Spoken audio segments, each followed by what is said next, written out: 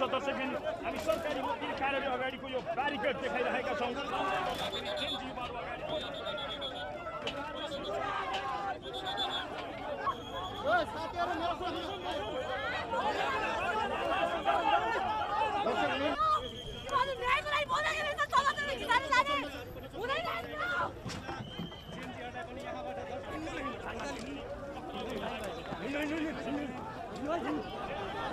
सुशीला कार्की मुर्दाबाद मुर्दाबाद मुर्दाबाद सुशीला कार्की राजीनामा दे राजीनामा दे राजीनामा दे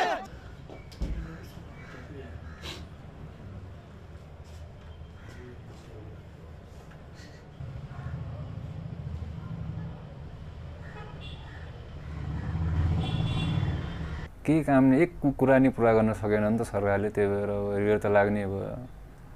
त्यही लाइफ टाइमको लागि एटलिस्ट केही नै प्रोग्रेस भयो भए त हल्का हुन्थ्यो यस्तो भयो हामीहरूको बलिदानले केही नै चेन्ज भयो भन्ने हुन्थ्यो तर केही नै भएन अहिले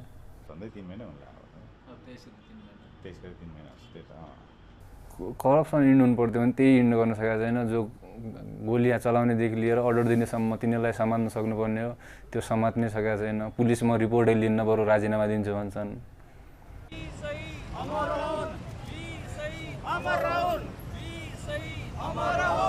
परिवर्तनको लागि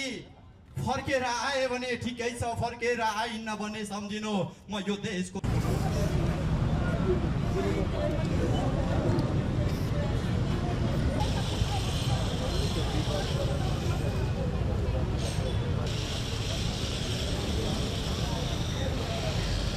माग पुरा गरे खै त हाम्रो यत्रो शहीद परिवारको 9 माग पुरा गरेछ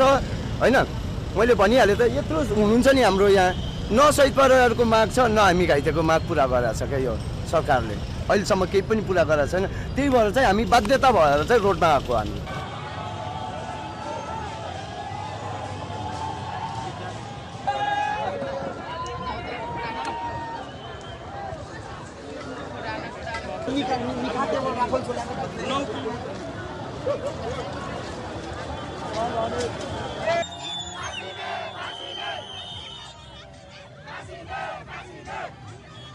गभर्मेन्ट बनिसकेपछि गभर्मेन्टलाई पनि अब कसरी बनाइयो भन्दाखेरि चाहिँ हामीलाई थाहा छैन संविधानको कुनै पनि धारा टेकेको छैन त्यतिकै बनेको छ अनि म्यान्डेट चाहिँ सोझै चाहिँ राष्ट्रपतिबाट चाहिँ चुनाव मात्रै गराउने भनेर म्यान्डेट दियो त्यो यो आन्दोलन किन भएको थियो अनि गभर्मेन्ट किन बनेको थियो त्यो बिचमा चाहिँ अब त्यो जेनजीहरूको माग र आन्दोलन हुने चिज र गभर्मेन्टको फर्मेसनमै स्पष्टता छैन क्या त्यो स्पष्टता नभएको कारणले नै भइरहेको भन्ने लाग्छ है मलाई चाहिँ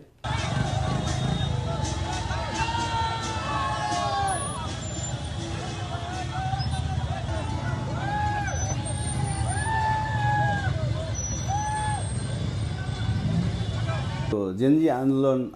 आफै पनि आन्दोलन पनि त्यो वेल प्लान तरिकाले भएन हैन जस्तै अब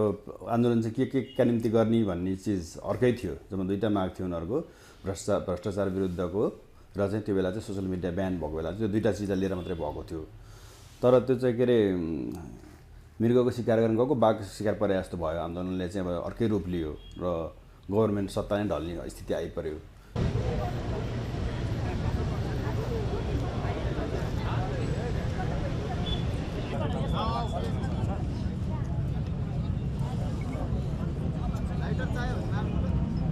सँगसँगै साथ दिन अनुरोध गर्ने नै छौँ र